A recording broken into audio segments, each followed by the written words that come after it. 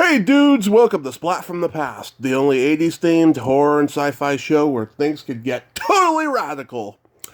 Now, I am just so excited for today's interview because I will be interviewing one of the kings of comedy, one of the legends of old comedy with who the man of many voices and impressions, John Byner.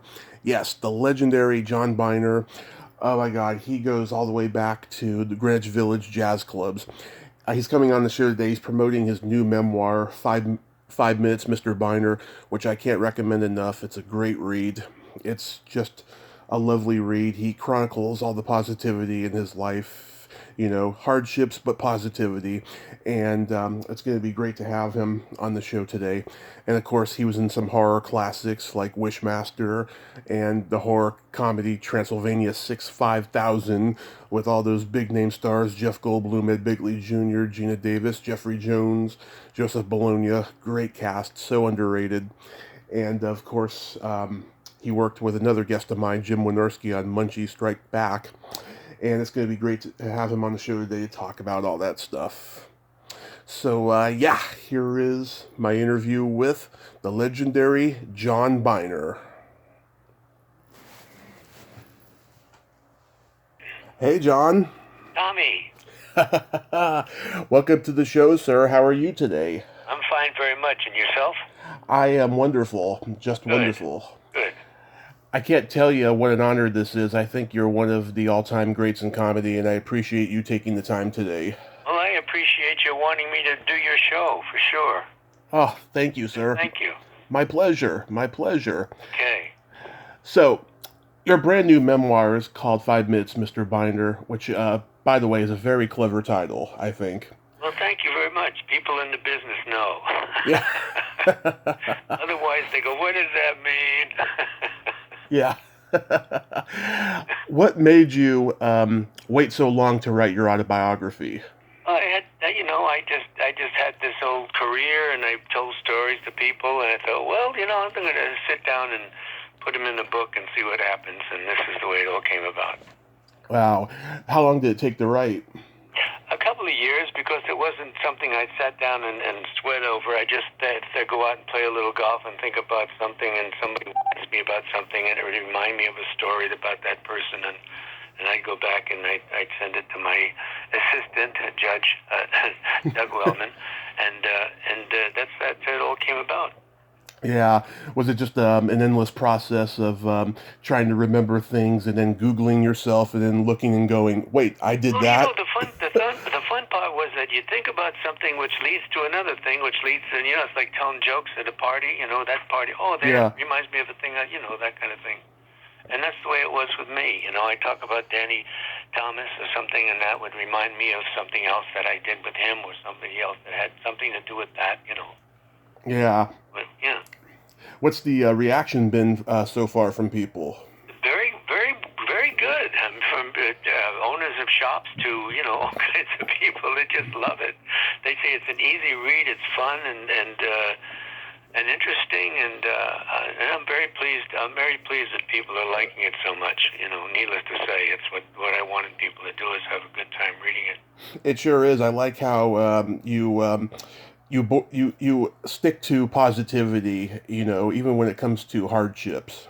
Well, yeah, you have to look at the sunny side. It's going to happen. It's going to come along, and so nothing lasts forever. It's just you go through them, and just like the COVID thing. I was a kid during the World War II, and I saw what my parents went through with the stamps and having to not to put the lights on at night and all that kind of stuff, and you had to know the butcher to get a nice piece of meat. Yeah. That whole thing, so things come along and they go away, Absolutely. Did anybody that you mentioned in the book reach out to you and say, thanks for not mentioning this or that? No, not at all. Not thus far. Things come back years later. But no, I really don't have any ill will toward anybody, and I hope I didn't mean anything by anything. It's just, I made sure that, except for Wacky Woody, Wacky Woody was the way it was, and it's on film. They can't deny it. It didn't happen. Yeah. Nathan Lane has a beautiful forward in the book. How did that come about? Well, I love Nathan. I'd never done a Broadway show. I'd never met Nathan before, and he was looking for somebody who could do different things and be different characters. And my name came up, and I was flown to Manhattan and put me up at a nice spot. And the next day I went in and I met Nathan and Susan Stroman, and I did a little tune for them. And before I knew it, I was on Broadway. And that was something I always wanted to know about and experience. And he gave me that opportunity. And we've become really good friends ever since. Oh, that's wonderful. Isn't it great when the younger generations appreciate your work? Absolutely. Absolutely. It just makes you live forever. That's a nice kind of thing. Absolutely. So, coming up in comedy in the early 60s in the jazz clubs in Greenwich Village, who were some of your contemporary comedians that you came up with in your generation? Oh, let's see, Richard Pryor and George Carlin were the two closest to me, and let's see, I keep forgetting the guy's name. But he's known for doing a thing where he can't stop his leg from shaking while he's playing the harmonica. I can't think of his name. Sorry. Maybe by the end of this conversation I'll have it. Not Robert. Anyway, not Robert. Yeah. Not Robert Klein. Robert, exactly. Good shot. Very good. Robert Klein. Yeah, we were friends over the years. And last time I saw him, he came by to see me in the Frogs on Broadway, and we had some laughs. And yeah, he's a very talented guy. Yeah, he is indeed. He started out in improv and acting, and then he got into stand-up. Yeah, that's the same basic thing I did. I was down the improv when he opened that place up, Doug. And it was just a wonderful experience to meet all the guys, hang out. We had good times afterwards too. Yeah. Did you ever see Pat Morita in those days? Yeah, I know Pat very well. I knew Pat very well. In fact, when I had a gig somewhere, when I had something I had to do, like a concert or something like that, and then a picture came along, and you always had the choice whether you want to take the picture or go to do your gig. And I had outs in the contracts, if a part came by or a television show, that means a hell of a lot than a one-nighter, Mm-hmm. Pat would fill in for me. I'd call Pat, and Pat would go in. And I had him on the Bizarre Show, and we hung out a lot. Yeah, I know he had a little bit of trouble getting into the white clubs, but he got accepted in the black clubs a lot. I never knew the difference. I just never knew. I know. You know what I mean? Yeah. I never knew the difference. I hung out with black guys. I hung out with Pat Morita and all. I just colorblind. My whole family's been colorblind all my life. That's good. That's the way it should be, especially in this time. That's right. I don't know why people separate like that. In conversation, the black guy. It's a guy. It's a human being. Come on. Exactly. Yeah. During that time, comedy was getting more topical and socially conscious, and there was guys like Lenny Bruce, Mort Saul, and Shelley Berman changing comedy. Did you ever feel like an outsider because their comedy was more relevant to the time, and you were doing your impressions and your singing and stuff? No, I was there to entertain people, and I didn't want to lose anybody. I didn't want anybody to know how I felt about anything as far as politics goes. Mm-hmm. And except for doing impersonations of the nuns when I was a kid, I didn't like to go out and tell them I was a Catholic either. No, it's just that you separate people. Why separate people? Hey, then all the guys on that side and these guys on that side, they're all people out there, Yeah, because I've heard guys that came long after you, like Harry Basil and Bob Nelson. They were the Red Skeleton type of clowns. Harry, I used to work with. I worked with him on the. He wrote for. Him. Yeah. Hey, it's rough, Rodney, yeah, for Rodney. I can do them, but I can't think of their names. Rodney Dangerfield. I did a movie called My 5 Wives with Rodney. Oh yeah, I've seen that. There's another 5. Yeah. Yeah. Yeah, because I've heard guys like him say, he felt like an outsider with guys like Seinfeld and Robert Wall because they were doing, daily observation stuff, and they. Yeah, well, that's okay. I mean, I did Kennedy when Kennedy was in, and I did a little bit of all kinds of different Johnson and all that kind of stuff. I go way back then, and Lyndon Baines, and I did the presidents that were in, but I didn't say that this is your guy, this is my guy, this is president. I was doing the president one night, Richard Nixon. And I get off the stage, and David Fry, who did Richard Nixon, stops me on my way back to my table, and he said, "Hey, did you do Nixon because I do Nixon?" I said, "No, he's my president too, Oh yeah. So, Yeah. but I didn't didn't have any feelings about those, about getting that message out, that I feel this way about that. Who cares, Yeah, exactly. You take a lot for granted when you take a shot like that, Yeah. Like even when we did the frogs, it was it was a Democratic kind of a lean, you lean Democratic in there, having some shots at the president, Mm-hmm. You'd hear people in the audience go, "Hey," said, "Hey, it's a joke here," Yeah. I mean, it wasn't my book. I was just doing the book, Mm-hmm. Exactly. Yeah. And that was right at the end of the Borscht Belt circuit and the Catskills. Did you ever get to play those places? Yeah, I did a couple of them up there. Yeah, I did. Crow Singers and Browns and something like that. A couple others, and they were kind of funny. I took my son while he was 14 years old to a place to work. I had no idea it was like a honeymoon place. Mm-hmm. And they gave us a suite with mirrors on the ceilings, and the bathtub shaped like a big red heart. Me and my 14-year-old son try to explain it to him. Okay, just look up at the ceiling. Did you eventually get it? Oh yeah, he was telling me things. No, it was a big kind of a surprise too. I walked in, I said, "Oh my God."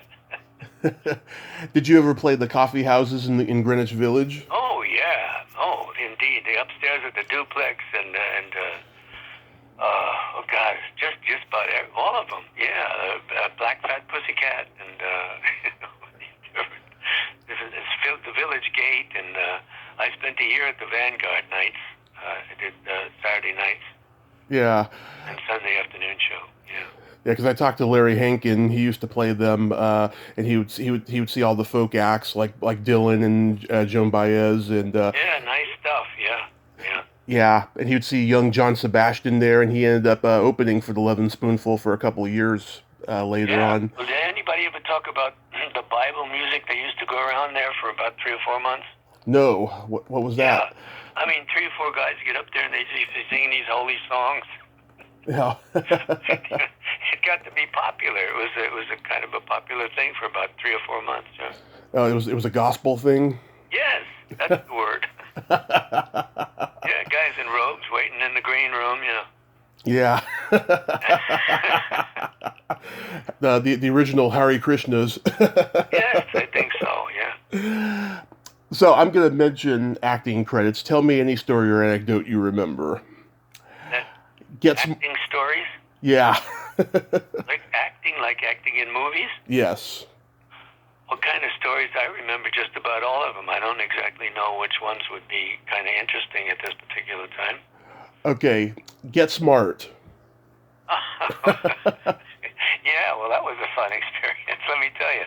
I tell you, everybody talked like him when you get on the set. The cameraman, the stage is over there, Yeah. And it was a great experience. And we opened our books on Monday. That's how it goes. You open the book and you see your character, what your character has to do. And I had to impersonate Lyndon Baines Johnson. It was during that period. And also a man named Paul Stewart. Mm-hmm. Oh, Paul Stewart. This is his voice. So I listened to Paul at the table, and I went over to him. I hadn't met him, and I said, "Excuse me, John Byner." Yeah, I haven't heard your voice in So he said, look, I'll go over. You have a tape recorder at your place? I said, yeah, a little apartment in Hollywood. Mm-hmm. And he came by, knocked on the door, let him in. He read his lines that I was supposed to say as him. He read those lines into my tape recorder and with the gusto and what they needed at the time, and I had him that night. Wow. That was great. And your name was Gorshin in that episode. Yeah, that was a nice play on comics. Yeah. And impersonators. They should have called you Little Gorshin. No, there's no such thing as a little Gorshin. Yeah. Regis was in that episode too. Was he? I don't remember him at the time, but I know Regis. I did his show, and yeah, I've seen him at different affairs and stuff. Yeah. How about What's Up, Doc? What's Up, Doc was a fascinating experience. A girlfriend of mine, a friend I knew, was a lady, mm-hmm. and she said, "Come on over, blah blah studio. They want to talk. They'll see if you can." So I go in and I meet, the director, producer, mm-hmm. the director. Yeah, Peter Bogdanovich. Yeah, Bogdanovich, and he says, "Yeah, we'll come over and we'll this, blah blah blah." And I go home, and I'm not expecting anything, and just talk to him, sitting at his desk. And the phone rings, and they go over to costume place and Western costume they called it, mm-hmm. and pick up a tuxedo. They'll have a tuxedo there for you, and you show up on the set. Blah blah blah. Mm-hmm. So I get in the tuxedo, and I come over and I sit down. I didn't have a script, and he'd come over and he says, "We'll have something for you in a few minutes." Bogdanovich would say to me, and then he'd say, go back a thing, and he says, "So a day goes by. That's it. That's it for today. Okay, everybody, take my tuxedo off." I did this 3 times. 3 times. Went to the thing, got the tuxedo, sat on the set. I'll get to you. Then finally they get to me on the 4th day, and I had some scenes with Barbra Streisand and Brian O'Neill, and the guy comes in after that, and he goes, "That's a wrap." And for the few shows I had done, little sketch shows I had done and different things, that was the end. That was the end. That's a wrap meant that's the end. So I went home. I brought my tuxedo. I say goodbye to everybody I met. I give my tuxedo back to Western costume. I go home. My kids, I gather them. We go down to Antigua where we had a place. And the phone rings at 3 o'clock in the morning. They're waiting for you in San Francisco. I said, "What do you mean?" It wasn't a wrap for the movie. It was just wrap for that night. We're going up to San Francisco tomorrow, but nobody told me. So I did like 1 scene. Wow. Yeah, and I get residuals. I did like a 16th of a movie. Yeah, you and Randy Quaid and all of them, you're all under the table. Yeah. Yeah, and they had to raise the table. The whole thing was to duck under the table. We playing musicologists. That's why the tuxedo and a big affair. And we're supposed to duck under the table and talk. Well, you can't do that from a sitting down position. And so they had to raise the table and to make it look like we were ducking down under the table, and it worked. She's like, we're talking about verbal reverberation under spinal pressure. Oh my God. Very good. It's a classic. Yeah, and then the waiters are like, "What kind of wine are you serving at that table for?" And you see them all under the table. Yeah. Classic. I was sitting around waiting for the scene to start at one point, and one of the extras said to Barbra Streisand, where she was sitting right across from me. Yeah. And he said, "Hey, John Byner does the impersonation of George Jessel." So she said, "Let me hear it." So I do it, and just as I finish and everybody's laughing around the table, Ryan O'Neill shows up, and she goes, "Hey, Ryan," he's about 20 feet away. "Hey, Ryan, John does an impression of George Jessel." And Ryan said, "Why?" And I laughed because I didn't have an answer. And I asked myself, why? Anyway. That's brilliant. It was a fun little few hours I had with them. Yeah. Stroker Ace. Stroker Ace was neat. Yeah, I get a call from Bert that he's apologizing because it's a last-minute decision, and you're a surprise for Lonnie because I'd worked with Lonnie Anderson. and a couple of things, and he said, "This is a surprise for thee. She loves you," and then, blah blah blah. So I show up. I had known Bert earlier. I'd gone to, I'd done the Dinah Shore show. They were going together, and she had a big party in her house, and there were a lot of guys and people. And I knew Bert from, times before. So I show up, and there I've got the job, and I'm in a Western costume. I play as somebody who had known him as a kid, and grows up, and later on shows up in his life and saves his butt. Mm-hmm. That kind of thing. And it was a nice experience, and a couple of stories about it in the book. And Yep. yeah. And I was sorry, I'm writing the book, and as I'm writing the book, people I'm writing about are passing away. Yeah. Right. As I'm writing about them, I'm thinking, oh, they'll be glad to read this. I just want to know how they feel about my writing this about them, and they're gone before the book came out. Yeah. Did you get to talk to Bert before he passed? Well, a couple of times in life, but not about the book. No. Oh. You didn't know I was writing the book. That's sad. Yeah, when I was a kid, I would drink a can of soda early in the morning, and my parents would look at me like, "What the fuck?" And I would quote your line that you have to Ned Beatty when he asks you if you want some bourbon. You're like, "Actually, I'll have a Dr. Pepper," and then he looks at you like, "What the fuck?" And then you're like, "Well, it's early." I used to say that all the time. Well, it's early. Well, good for you. Yeah. Yeah. They were nice people, all of them. Ned was a nice guy. We had a great time in the raft coming down the river. Bert took us on that deliverance tour they took in the river. Yes, and of course the Merchant of Kaka, Frank Hill, is in it. Yeah. My God. Yeah, he was big on the Tonight Show during that time. Yeah. And then, of course, the role that I love from you the most, that I've loved since I was a kid, was Transylvania 65000. Oh, my God. Yeah. Yeah. What the hell did I play there? Radu, the hunchback. Radu, yeah. Yeah. Yes, master, yeah. And Carol Kane was my wife, and, we had a good time.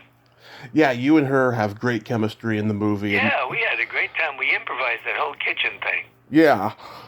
It looks improvised, Let's just have fun in the kitchen. Okay, boom. And Rudy DeLuca, who was always a good friend of mine. And she said, just, get to see what you can. So we did it. Bing, bang, boom, bum, boom. Yeah. Yeah, it's great. She talked like that. It's great. I'll be back. I'll be back later. I'll be naked. And I go, oh. Yeah, my grandmother and I used to watch the movie, and she would laugh hysterically when you two were on screen. Yeah, we had a good time together. It was fun. Yeah, I've talked to the visual consultant, Steve Haberman. Yeah. He told me that you would do a dirty Jimmy Stewart on set. Well, every once in a while I'll get into something like that. Yeah. Out of monotony. Yeah, well. yeah. You know, yeah, all good stuff.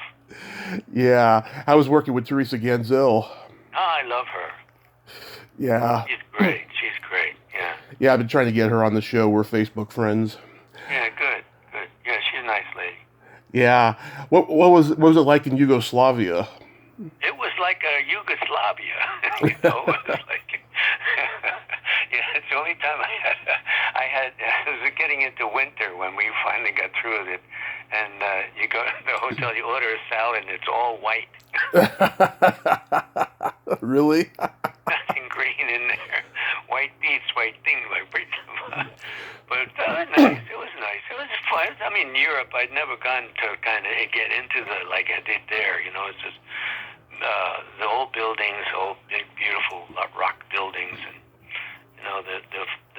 the people were great, and they drank a lot. Oh yeah, a lot of drinking over there. I'm half Croatian, I know. Yeah. Well, I guess the Irish and the Croatians get together. No. You're one heck of a party, I'll tell you. I'm half Irish too. Are you? Yeah. That joke. That joke. That guy said, "Here's the joke." You hear that one? one. Uh, He said, 2 Irish guys walk out of a bar. It could happen. That's good.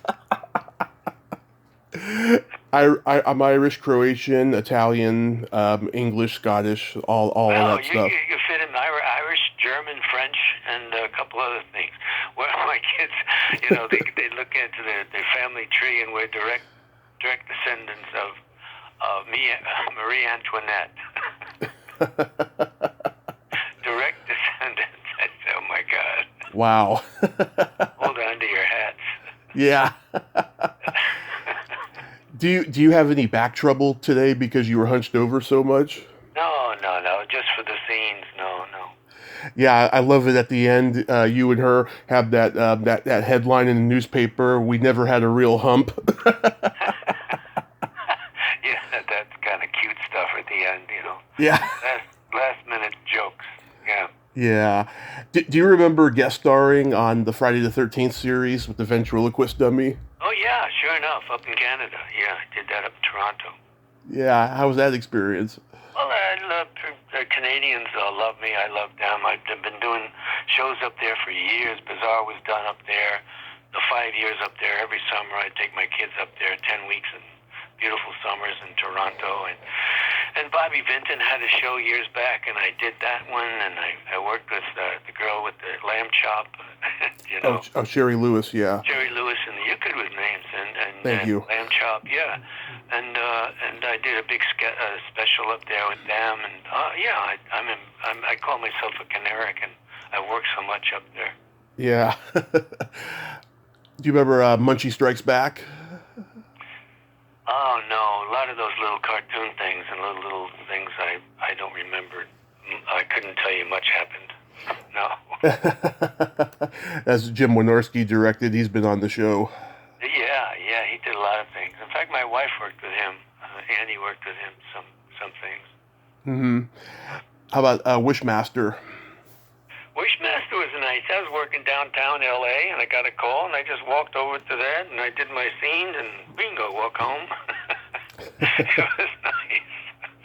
And I'm the only one that touches that piece of whatever it was that doesn't get killed in the whole movie. I'm the only one that doesn't get killed. Yeah. You ever figure that out watching it? Yep, I sure have. They spared John Byner's life. There you go. It could be better. Yeah. Tammy Lauren, she's been on the show. She's a great lady. Yeah. Well, they're all good. Yeah. Yeah. So what do you think who do you think in modern times is a great impressionist in comedy? Oh God, I really can't tell you. I really can't tell you because all the people they're doing, I get People magazine that should be called Strangers. Yeah. I flip through it. I don't know anybody. Maybe there's some alpaca that's that's in the news from yesteryear, but if they were doing an impression of somebody that I didn't know on a series, I wouldn't know if they were doing it well or not. Yeah. And as far as the impressions go, I mean, I nail like 85% of them, but to look like them, I never had that time to just stare in the mirror until I look like, I'm a little bit looking like James Cagney, so it's easy for me to do Jimmy Cagney. Right. You just bite your lip a little bit. Who did it? Who did it? You do things like that. But as far as all that other stuff goes, I never really got into the how they got. I never got into that. Will Jordan was the first to do Ed Sullivan. Yeah. And he from the stage until the day he died would tell people everybody copied his Sullivan but me. I had my own Ed Sullivan, and I always take the pride in that. And it wasn't to look like him, but to get the essence of his mind in his mind and things that he'd do that other people realized but never really, Yeah. never really saw. Exactly. So that's the way I do impersonations, for the laughs, No, not for the, oh my God, close your eyes. You can't, it's not like that. It's like for the jokes. Like I read some reviews after I did a thing called it was the 25th anniversary of Caesar's Palace. Mm-hmm. And did the shows with the Smothers Brothers were on it, and a lot of good people, and even George Burns opened. He was the headliner, and my names come right under him, and then blah blah blah blah. And I looked at it and looked at the list of people that had played the room in the 25 years. And then I picked out different people, and I worked it over with the orchestra, and different, like Julio Iglesias. I had a little thing with Julio Iglesias, Yeah. and Dean Martin and Sinatra and people that had worked the place, and I just did them and threw a little joke in and this and the other thing. Well, I read the reviews, and people that write, they all sit there in their houses and they, he wasn't, it was awful, and he did this, and he didn't look like him when he did him, and all this kind of crap. And I said, you missed the point. I was just making. I mean, you look at they show the people in the audience having a hysterical time, laughing, and the applause and the laughter, and they missed the point. They missed the point. Yeah. Mm-hmm. And then you go, wait a minute, And even this guy, Bob Anderson, he's an impressionist. Did you ever have him on your show? No. He had a big thing about it. Yes, do you know who he is? No. Oh, okay. But he comes on, he writes his review after this, and he says, John Byner should do what he does best. He stick to the things he does best, like Ed Sullivan. I said, but he never did the show because he's his pal. I'm thinking, you missed the whole point. Yeah. There you are. And there's a big Frank Sinatra thing. They had them all made up looking like him and stuff like that. Yeah. The only other impressionist I've talked to is Louise Duart. Oh, yeah? Yeah, she is brilliant. I mean, just she really becomes the characters that she does. I mean, she can do Burns and Allen to a T. Well, there you go. Yeah. I don't think they could even do that. I Marilyn Michaels is a good impersonator. Yeah, there's a young lady on Saturday Night Live right now named Melissa Villaseñor. She can do Barbara Walters, Kathy Griffin, Miley Cyrus, all to a T, and she did them on America's Got Talent. That's how she got discovered. Nice. Talent's Got Talent. That's all they have now is talent shows. Yeah. You got talent. Even to make a sword, it's competition. The whole television is competition. And, yeah. It's kind of a neat and inexpensive thing, by the way. Yeah. Except for, what do they say? Dancing with the Stars. Everybody's getting hurt. I called it Dancing with the Scars. Dancing with the Stars. It's like a talent show, Yeah. They're running out of stars now, and they're using, sports figures, Yeah. Dancing with Larry, the first baseman, Yeah. I don't know. Anyway, that's the way they go. Yeah, when I did stand-up, I mean, I never did impressions on stage, but I can do impressions, Like I do Gilbert Gottfried just perfect. Well, I'm going to do his show in a couple of days, I think, yeah. Oh, yeah? Yeah, I love his laugh. We worked together on Silk Stockings. Yeah. A series out there he did out in L.A. and San Diego. Now, I had heard that Dustin Hoffman is extremely difficult to work with. In fact, I had heard that Dustin Hoffman likes to ask his personal assistant for a foot massage. Okay. Yeah. There you go. So how did it go when you do that from stage? You never did it from stage? I never did Gilbert on stage, no, but Do you know me from Bizarre at all? Bizarre. The Bizarre show with Super Dave Osborne? I know that you knew Super Dave, but I didn't know about that. Yeah. Well, I'd never done Super Dave for Super Dave, but but everybody loved it when I did it. I remember when I was a kid, I saw a compilation of the Hollywood Palace, and you were on there, and you were doing Bing Crosby, and Bing Crosby came up on stage. Yeah. Did he? I worked with Bing Crosby. Just put in there Bing Crosby and John Byner on YouTube, and there I am. I'm standing there doing him to him. Yeah. Did he really appreciate your impression of him? Loved it. The first time we opened a book, and I did Bing, he sat back and he laughed and he looked at me like, holy cow. And then you go look at that one. Look at it on YouTube. You'll get a kick out of it. Yeah. No, that's it takes place up in the Sun Valley. I did a big special up in Sun Valley with all kinds of wonderful people. Oh, I'm going to check that out, definitely.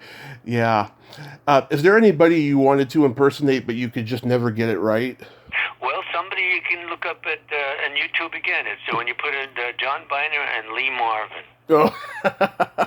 Lee Marvin had a voice that you'd only have if you had a hangover and from a Friday night party and woke up in the morning and went, oh boy.